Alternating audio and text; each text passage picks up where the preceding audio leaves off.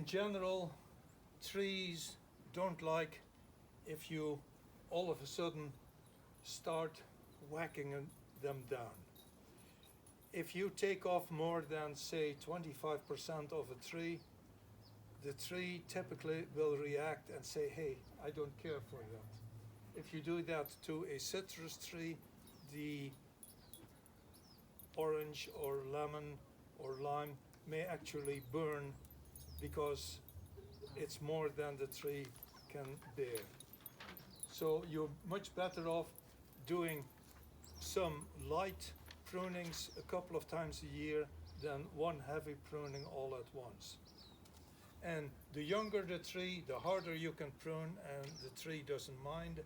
The older the tree, can I say, just like us people, the more it gets its own peculiarities and the less you can mess with it.